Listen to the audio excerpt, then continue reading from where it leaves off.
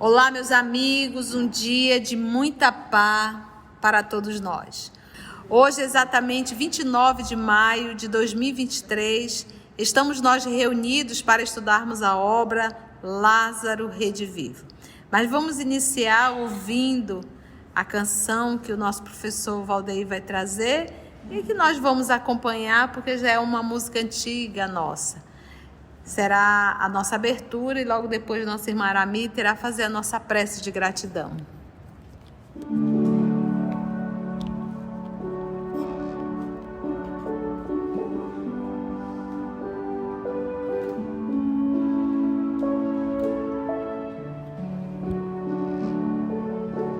Pai, que estais nos céus, na luz dos sóis, Pai de todos nós, santificado seja, que todo o universo exprime amor e gozo. Venha ao nosso coração vosso reino de bondade, paz e claridade. Seja feita a tua vontade, tanto na terra quanto em toda parte. Afastai de nós todo mal e nos dê a luz do pão espiritual. Pai, perdoa-nos enfim e faz nascer em mim a luz do teu amor. Seja assim, Senhor, seja assim,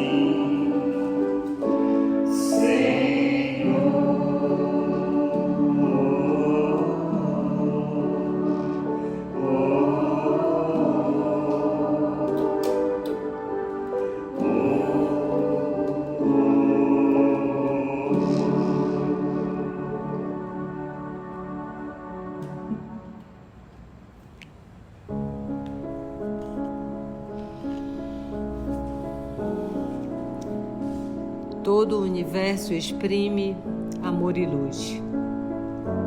Ajuda-nos, Jesus, nós, os espíritos rebeldes, para que nós possamos aprender a obedecer. Obedecer os teus desígnios, que são melhores para nós. Obedecer os nossos deveres retamente cumpridos, carregando a nossa cruz. Mas tu sabes, nós somos os espíritos rebeldes, nós somos os espíritos teimosos, que não queremos aprender, que somos renitentes. Mas aqui já chegamos, Senhor, nessa doutrina que nos balsamiza, que nos orienta e que nos mostra o caminho. Não um caminho de punição, não um caminho de toma lá da cá, mas um caminho de educação, de amor e de Ti, que está esperando por nós séculos e séculos. Ajuda-nos, Senhor, a ficarmos contigo, porque já sabemos que Tu estás conosco hoje e sempre. Que assim seja.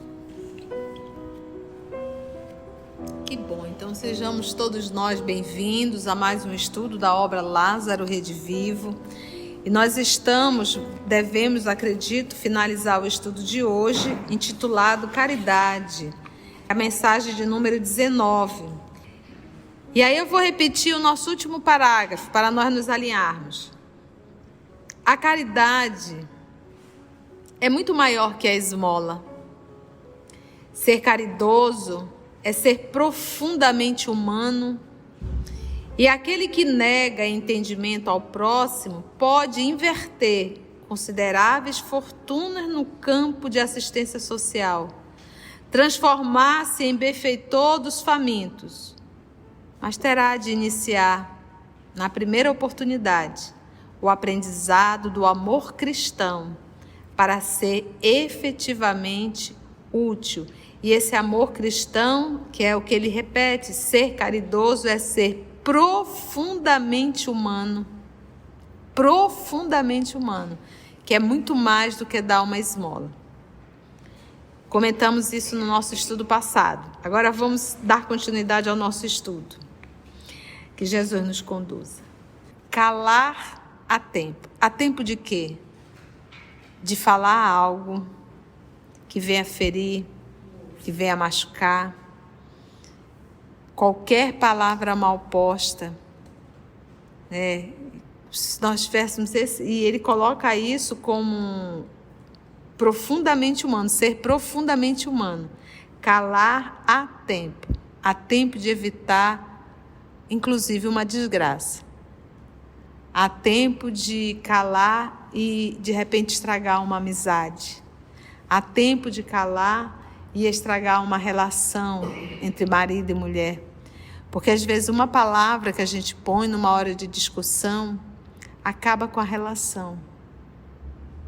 Uma palavra, uma frase que a gente coloca. Um dos cônjuges passa a vida inteira lembrando daquela frase. Bem lembro o dia que você falou isso para mim. E você vê que a pessoa pode até continuar uma relação, mas com aquela dor, com aquela mágoa, por ter ouvido aquilo de alguém que se tinha tanto respeito, tanto amor. E é 1 segundo e séculos para frente, né? Aramita lembra, é 1 segundo, né, tia? E séculos para recuperar. Calar a tempo. Desculpar ofensas, né? Então ele não entrou nem no perdão, mas na desculpa, que são essas alfinetadas do dia a dia, né? São essas relações menores no dia a dia. Então desculpa essas ofensas. Às vezes você vai a um ambiente e você é mal atendido, mal recebido, e você acaba se ofendendo com aquilo. Desculpa.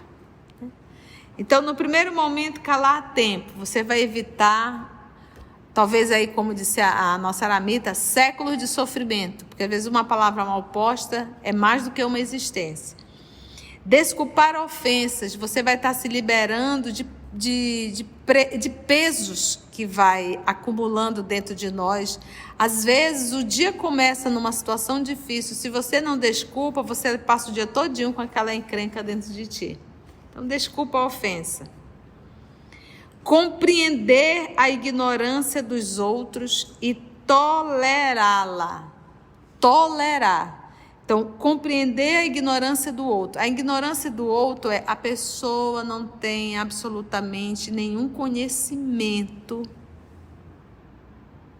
moral para que ela entenda que essa atitude está comprometendo-a totalmente. Porque o que é o ignorar? Eu ignoro que o mal que eu estou fazendo, o maior prejudicado sou eu mesmo. Então o ignorante, quando ele faz o mal, ele está achando que ele está prejudicando alguém. Ele não está prejudicando alguém. Ele está se prejudicando. Quando é que ele poderá prejudicar alguém? Quando esse outro se permitir ser prejudicado. Mas tia, e no caso de um assassinato, a pessoa mata, não vai ser prejudicado? A pessoa vai desencarnar. Quando é que ela vai morrer? Não, porque ninguém morre. Ao desencarnar, se ela não perdoar, desencarnado, se ela não perdoar, aí ela está sendo prejudicada.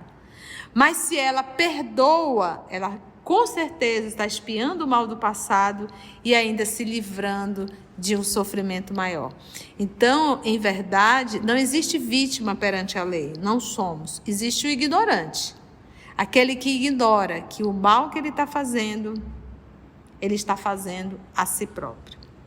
Então, não existe um mal que venhamos a fazer, absolutamente nenhum, que a gente não vai ter que prestar contas severamente disso. Então, o algoz, ele tem a certeza que ele irá fazer escondido e que ninguém saberá. Ele ignora que Deus sabe e que ele terá que prestar conta. Entende? Então é isso, olha. Compreender a ignorância dos outros e tolerá-la. Por quê? Eu não tenho como obrigar que a Mita venha para a luz. Eu não tenho como obrigar que a Mita compreende. E eu não posso aceitar. Eu também não aceito. O que a gente faz? A gente tolera.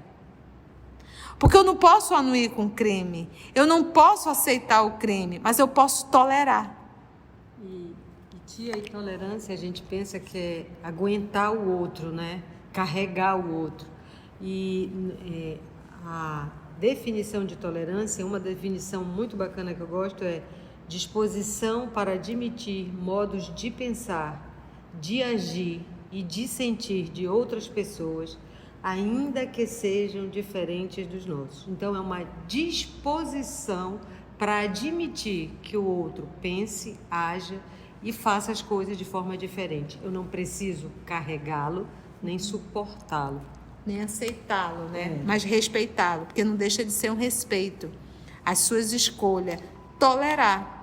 Porque dói uma relação de que você olha para o outro e não bate absolutamente com o teu ideal, com aquilo que você idealiza, muitas vezes com a tua moral. E tem pessoas que a gente consegue deixar de conviver, mas tem algumas pessoas que a gente não tem como deixar de conviver. Não existe ex-filho, não existe ex-mãe, não existe ex-irmão, não existe. Existe ex-marido, ex-esposa, né? Ex-sogra, mas alguns vínculos não tem como. Às vezes você também está num ambiente profissional que você não tem como sair dali. Então aprende a tolerar. Tolerar. Sofrer com serenidade pela causa do bem comum. Então, sofrer com serenidade. Quando eu passo por um sofrimento, seja de que ordem for, físico, moral, emocional, se eu me desespero, eu tiro a harmonia do ambiente que eu estou inserido. Entende? Por isso é que ele diz sofrer com serenidade pela causa do bem comum, do bem de todos. Sofrer com serenidade. Então, você está passando por dor, você está passando por dificuldades, sejam elas físicas, morais ou emocionais.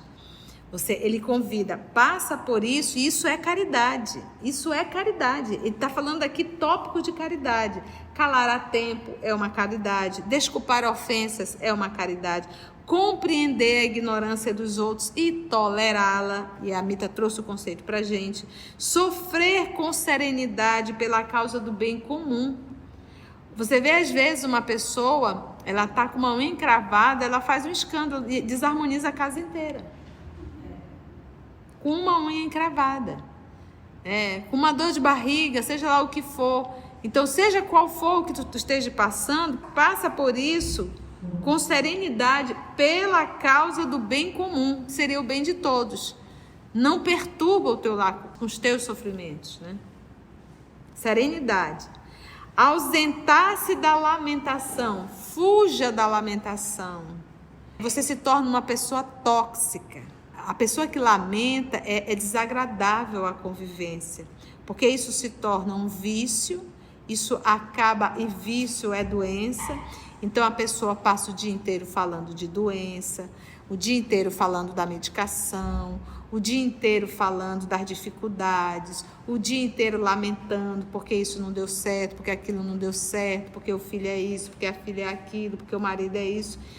E passa-se o dia inteiro. Então, lamentar é falta de caridade.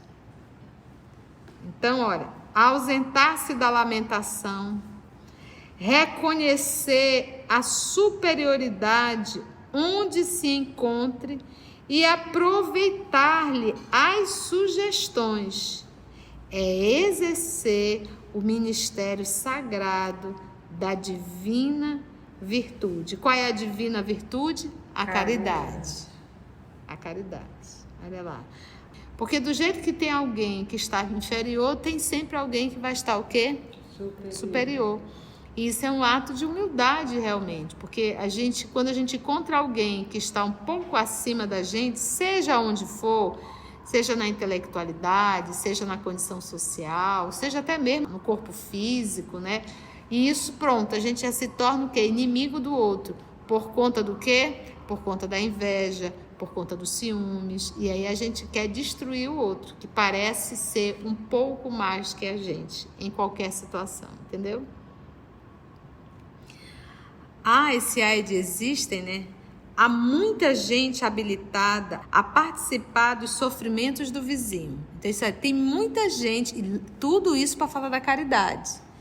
Tem muita gente apta a colocar ombro a ombro para lamentar junto com o vizinho, do sofrimento que o vizinho está passando. Mas raras pessoas, e quando os espíritos dizem raro, gente, é porque é raro mesmo, é raro. Mas raras pessoas sabem partilhar-lhe o contentamento, né? Então, de repente, o seu vizinho comprou um carro espetacular, você já olha e tu viu fulano? Tá de carro novo, não dá, mas olha aí, ó. Não é verdade? Por isso é que eles dizem que é raro. Mas se o fulano tivesse doente, tivesse enfermo, ou se o carro tivesse batido, o outro carrinho velhinho dele, você diz, fulano, mas que tristeza, né? Poxa, eu soube da tua enfermidade, mano, mas olha, qualquer coisa eu tô aqui, pode contar comigo. Beleza. Mas se o cidadão chegou com um carrão, aí você vai lá, nem olha, né? Não vai lá dizer, poxa, que legal, olha, meus parabéns porque você conseguiu esse carro, né? Que bom, glória a Deus, né? Não é verdade? Olha como nós somos adoecidos, não é verdade?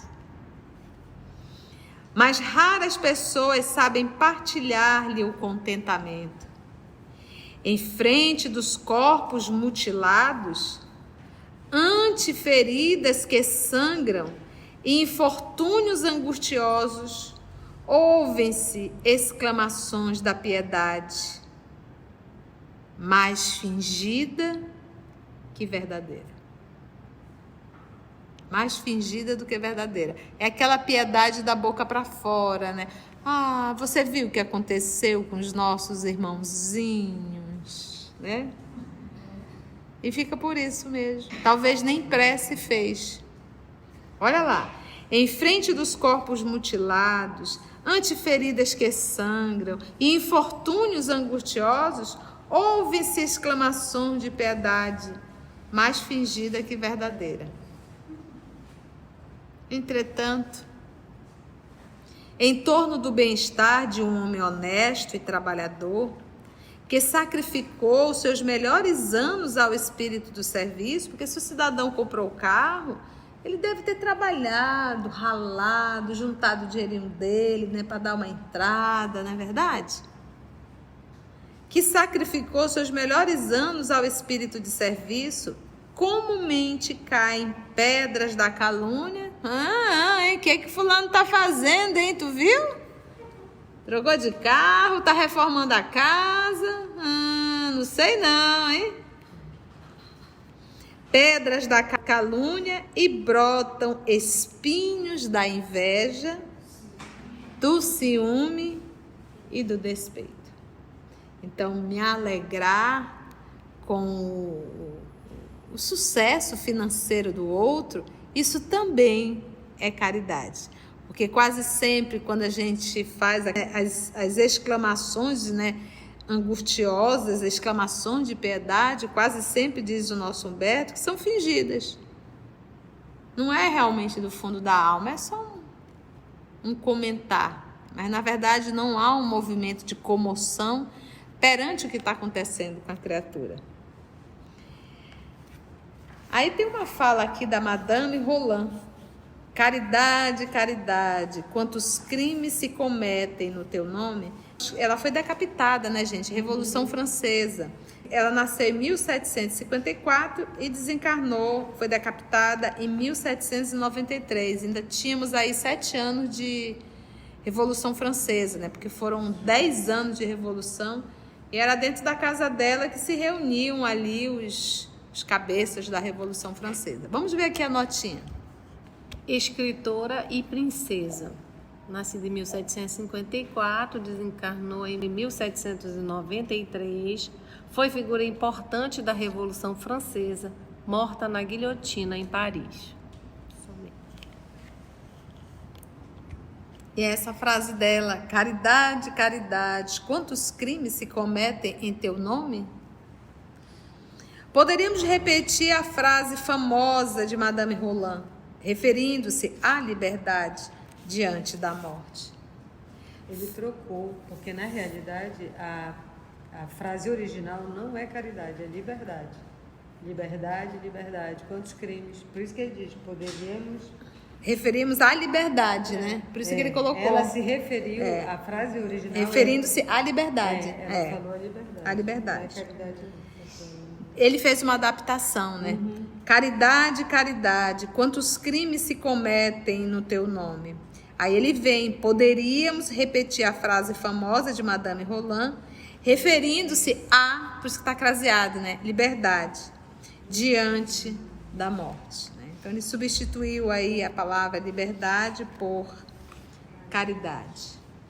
Frei Bartolomeu dos Mártires. Frei Bartolomeu nasceu lá em Lisboa, em 1514, desencarnou em 1590. Tem nota de rodapé, Carla? Só continua dizendo que era português, bispo de Viana e arcebispo de Braga, em Lisboa. Somente. O Frei Bartolomeu, é interessante essa história dele, né? Dos mártires. O santo arcebispo de Braga, certa vez foi visitado por um fidalgo que lhe pediu a aplicação dos dinheiros da igreja na construção de uma nova e suntuosa basílica destinada à aristocracia da velha cidade portuguesa. Teria capitéis dourados, olha a ideia dele, luxuosos altares, torres maravilhosas e naves resplandecentes, né? Que é aquela parte superior. E a gente vê que essa ideia, ainda hoje, essa ideia de alguns religiosos de fazerem templos suntuosos, enormes. Imagina você reconstruir o Templo de Salomão.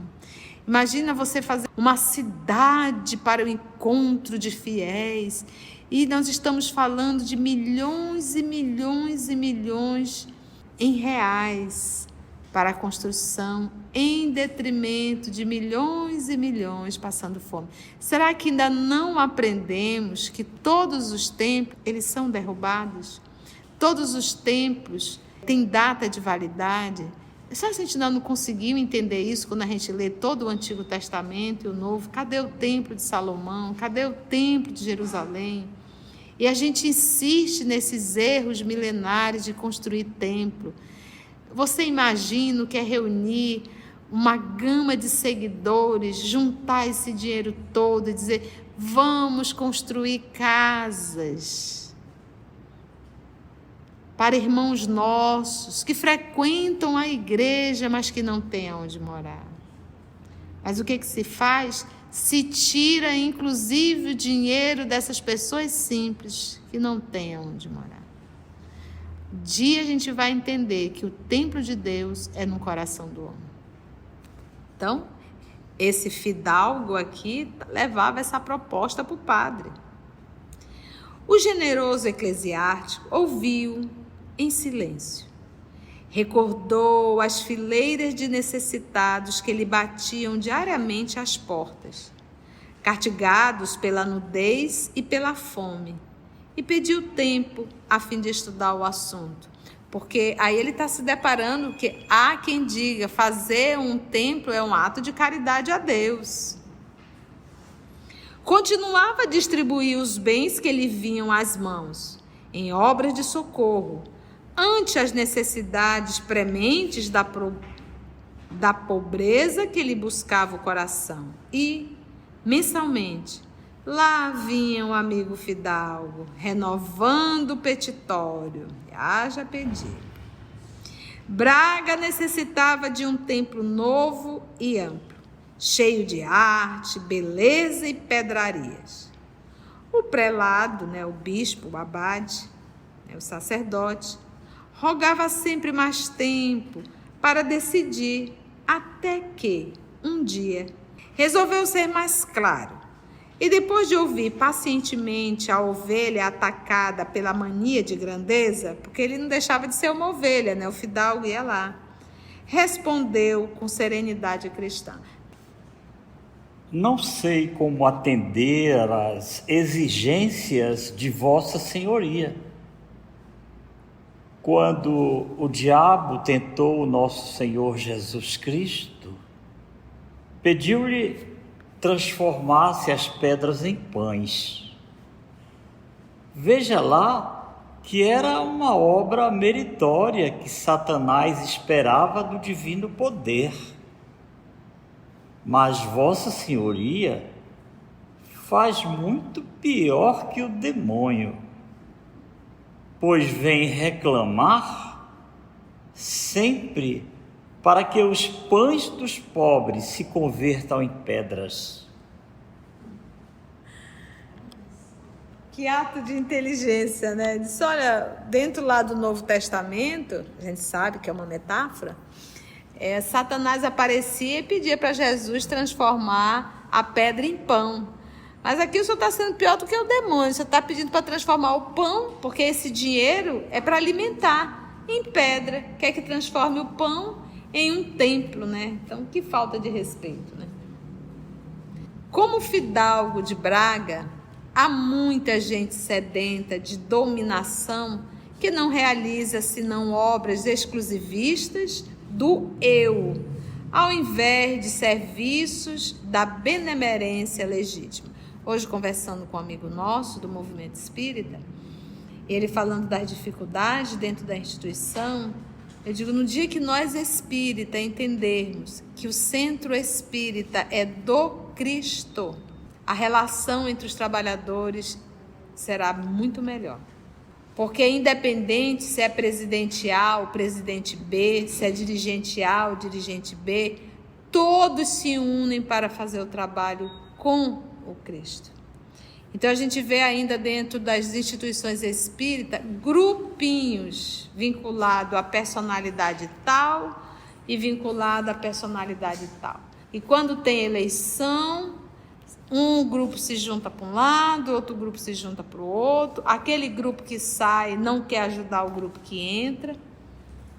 Meus irmãos, isso é lastimável, mas infelizmente ainda existe. Quando é que nós vamos colocar dentro da nossa cabecinha que o centro espírita é a casa do Senhor e nós devemos sempre trabalhar para que possamos atender a multidão que tem fome de amor e fome de pão. Pronto. Independente de quem está à frente, ali como um presidente, seja lá o que for, o trabalho é do Cristo Jesus. E quem está na liderança também entender isso. Nós jamais podemos tratar os trabalhadores da instituição como se fossem nossos funcionários. Não são. São voluntários do Cristo. E aí a gente vê essa dificuldade, pessoas que mudam de coordenação e fica todo armado para a coordenação que está entrando, não se predispondo a ajudar, mas sim se predispondo a atrapalhar.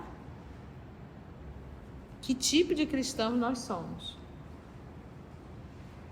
Então, como fidalgo de Braga, há muita gente sedenta de dominação. Se não for para ser coordenador, eu não vou. Se não for para ser presidente, eu não vou.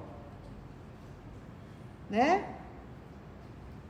que não realiza senão obras exclusivistas do eu. Meu nome tem que estar à frente, meu nome tem que estar em cima, ao invés de serviços de benemerência legítima. Fora da caridade não existe, efetivamente, salvação para os que perderam a luz. O manto dessa virtude sublime cobre a multidão dos pecados, conforme o ensinamento evangélico. Mas aqui ele deixou bem claro qual é a verdadeira caridade. E qual é que a gente percebe? Qual é a verdadeira? É a material ou é a moral? É a moral. A material é uma consequência da moral. A material não pode ser a primeira. Quando eu te digo não pode ser a primeira, é colocar como ela a legítima caridade.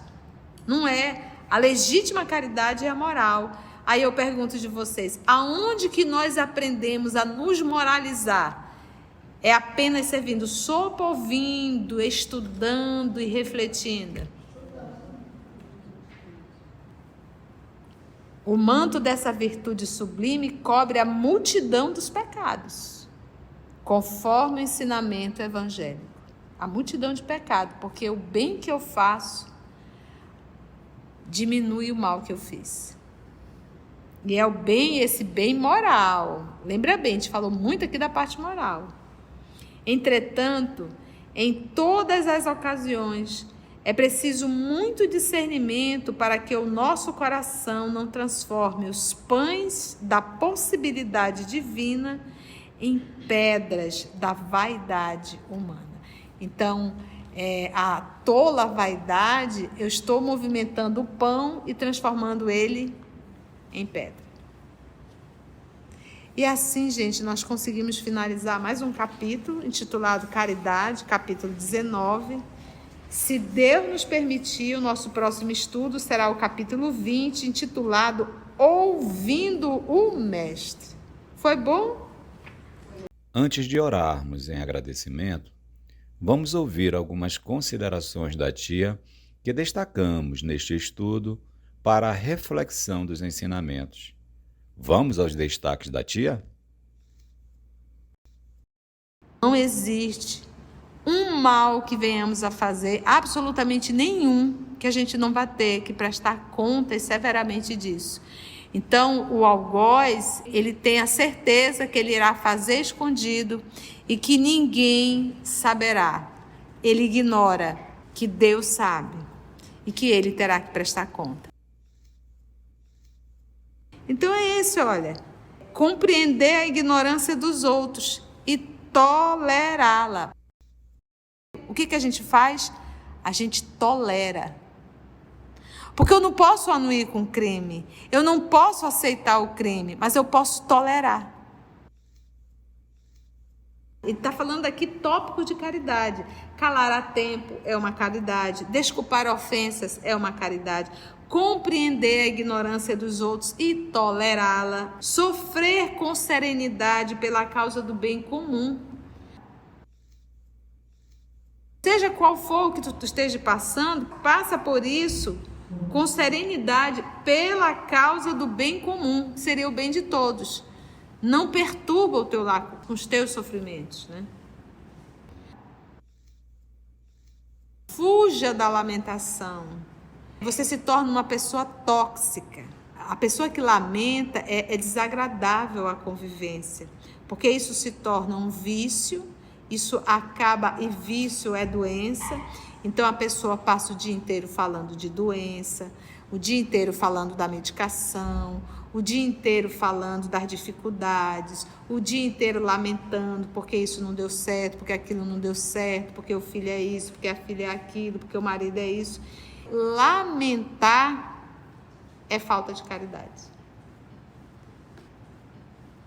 Por conta da inveja, por conta dos ciúmes, e aí a gente quer destruir o outro, que parece ser um pouco mais que a gente, em qualquer situação, entendeu?